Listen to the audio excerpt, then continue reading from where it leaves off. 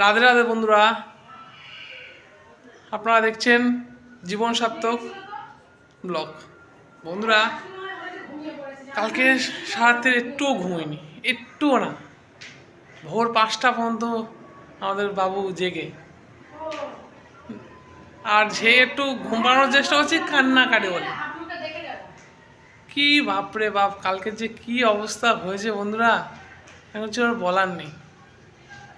সারাক্ষণ ধরে কান্নাকাটি করে বাবু এখন সকালবেলা এখন ঘুমোবে। আমাদের ঘুমটা হয়ে গেল মাটি। তো মা তো চাটা সব করে গেছে, পমকে তার জন্যে নিয়ে আসার জন্য পমকে বলছি, দেখি পম যাও চাটা নিয়ে আসো। অবস্থা খুবই খারাপ, বুঝতেই পারছো। আর এ তো নাচানাচি করছে, কারণ ওর তো ঘুমটা মানে পুষিয়ে গেছে, ঘুমটা হয়নি আমার। চলো বন্ধুরা, ও চা নিয়ে আসুক। এই যে মা চা করে ওপরে দিয়ে গেছে, যেহেতু আমি এখন নিচে নামতে পারি না, আর রান্নাও করে দিয়ে গেছে, জল ভরে দিয়ে গেছে, সব কাজ মিটিয়ে দিয়ে মা গেছে। চাটা খেয়ে নেব।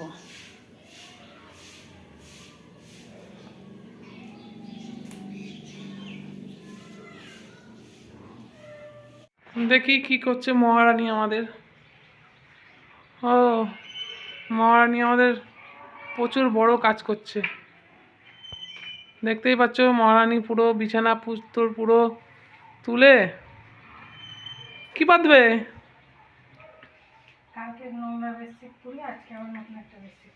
ও, কালকেরটা তোলা হয়ে গেছে, ওটা এর নতুন না পাত। উফ, বাদাম একটু ঘুমাবো, আর ভালো লাগছে না।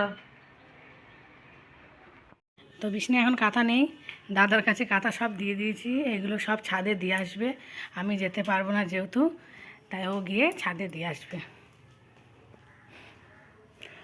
আর ওখানে আছে বাবু, বাবু দোল্লায় রোদ্দুর লাগছে, দোল্লায় ঘুমো উঠছে, সেই জন্য বাবুকে ওখানে দিয়ে এসেছি। আর আমি তখন বিছানাটা গুছিয়ে নেবো পরিষ্কার করে। হ্যাঁ বন্ধুরা, দেখো পুরো মেলে দিয়েছি কাঁথা। এদিকে বাবুর কাঁথা রয়েছে, প্যান্ট ট্যান্ট যেগুলো সব কাঁচা ছিল সব মেলে দেওয়া হয়ে গেছে। তো উপর থেকে নিচটা দেখো কত সুন্দর লাগবে, দেখো বন্ধুরা, দেখো তো কাঁথা রয়েছে। আর এই দেখো, বাপরে বাপ, কি ভয় লাগছে। হলো বন্ধুরা দেখো, ছাদের মধ্যে বড়ি মেলা, মানে ছাদের টিনের মধ্যে, দেখো বন্ধুরা, দেখেছো বন্ধুরা বড়ি, দেখো।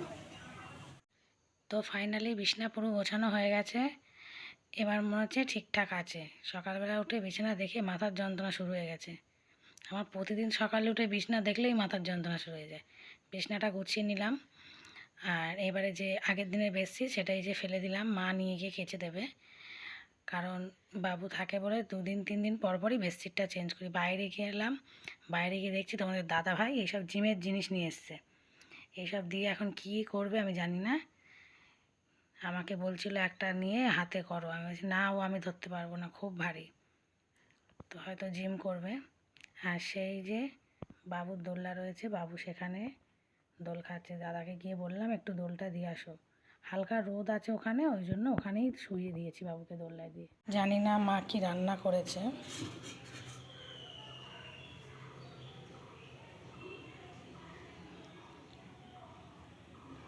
এটা একটা দেখছি নানান রকম সবজি দিয়ে তরকারি করেছে।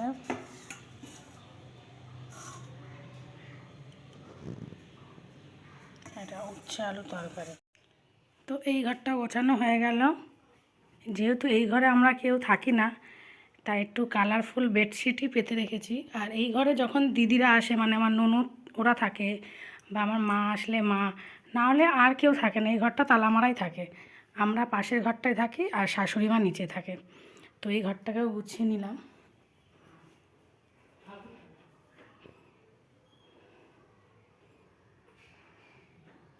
আর হ্যাঁ, কেউ থাকে না বলা ভুল, দাদাভাই বলে দিল, বলো ঠাকুর থাকে, এখানে আমাদের ঠাকুর থাকে। তো আমার স্নান করা হয়ে গেছে, বাবুরও স্নান করা হয়ে গেছে। বাবুর এবার এগুলো মাখাতে হবে, পরিষ্কার করে দিতে হবে, প্লাস ওর ওষুধ আছে, ওষুধ খাওয়াতে হবে। তো আমার শাশুড়ি মা, মানে আমার মা স্নান করাচ্ছে, স্নান করিয়ে আমার কাছে দিয়ে যাবে। এবার শুধু বাবুর ড্রেসটা নিতে হবে, ড্রেসটা নিয়ে বসবো, বাবুকে খাওয়াবো, পাও মাখাবো, ক্রিম দেবো, সব গুছিয়ে ওষুধ খাইয়ে ঘুম পাড়িয়ে দেবো। তো বাবুকে তো দেখানো যাবে না, যেহেতু দেখানো বারণ আছে ইউটিউব থেকে, ওআইটি থেকে বলেছে অত ছোটো বাচ্চাদের দেখানো যাবে না। তো চলো আবার পরে দেখা হচ্ছে। বন্ধুরা পুরো রেডি হয়ে গেছি, এবার যাব ডিউটি। তো প্রতিদিন নেয়, আর তো করতে পারবো না ভিডিও সেই বেরোনোর সময় ছাড়া। তো এখন ভিডিও করবে আমাদের তিথি ম্যাডাম। চলো বন্ধুরা। তো এক্ষুনি ঘুম থেকে উঠলাম, এখন বাজে ওই 5টা 10-15 হবে। তো বাইরে কিছু বাবুর জামা কাপড় আছে, সেগুলো নিয়ে চলে আসতে হবে, মা বলে গেল। তো সেগুলো নিয়ে চলে আসি। বাইরে কটা জামা কাপড় আছে, সেগুলোই আনতে গেলাম। এই যে দড়িতে মা বাইরে দেয় না, এই ঘরের ভেতরে দালানেই দেয়। তো সেইগুলো এবার আমি তুলে নিচ্ছি, যেহেতু নিচে গিয়ে তো কোনো কাজ করতে দেয় না মা। ভাবলাম উপরে থাকি যেকালে, উপরে এই যে জামা কাপড় তোলা এগুলো আস্তে আস্তে করতেই পারি, মা তো কিছুই করতে দেয় না, নিচেই নামতেই দেয় না, মানে সিঁড়ি ভেঙে। তো আমি ওই জন্য আস্তে আস্তে জামা কাপড়গুলো তুলে নিচ্ছি। তো তোমরা দেখতে থাকো, জামা কাপড় তুলে নিয়ে বাবু যেখানে ঘুমাচ্ছে এখন পাটও করে নেব।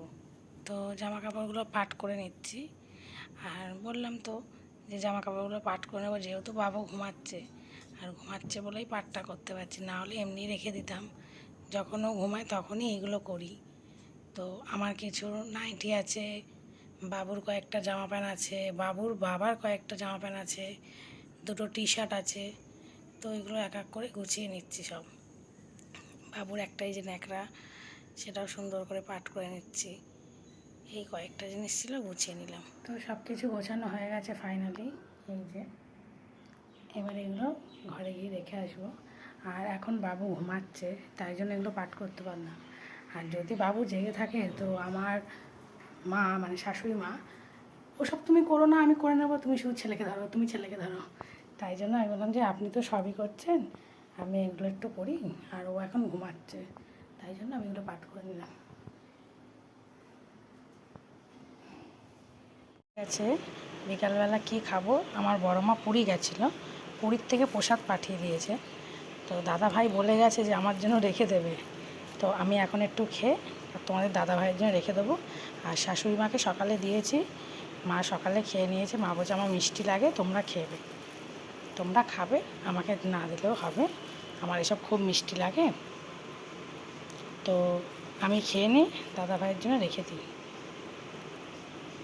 তো এখন তো বাজে 6টা 50, আর আমি বাবুকে নিয়ে ওপরে বসেছিলাম। তো সত্যি একটা কথা না বললেই নয়, অনেকে বলে যে শাশুড়ি মা হতে পারে না, কিন্তু আমার শাশুড়ি পুরো আমার মায়ের মতনই, পুরো মাই। আমি বাড়ি এসেছি আজ 10 দিন হয়ে গেল, যেহেতু আমার এই 2 মাস হয়েছে, সিজার হয়েছে। তো আমার কোনো দিন 1 গ্লাস জল নিয়েও খেতে হয়নি। এই যে সন্ধ্যা হয়ে গেছে, মা টিফিন দিয়ে গেছে। এটা হচ্ছে চা, বিস্কিট, আর এটা হচ্ছে ঘুগনি, যেহেতু আমার মটর খাওয়া বারণ, মানে বাবুর পেট ব্যথা করবে। আলু আর একটু ঝোলটা বেশি দিয়েছে, আর তার সাথে পরোটা আর জল দিয়ে মা গেল, বললো তুমি খেয়ে নাও, এইটা এখন খেয়ে নাও, আবার সেই রাতে যখন ছেলে বাড়ি আসবে তখন আবার রাতে আলাদা খাওয়া দাওয়া হবে, সন্ধেবেলা এটা টিফিন করে নাও। মা এটা দিয়ে চলে গেল।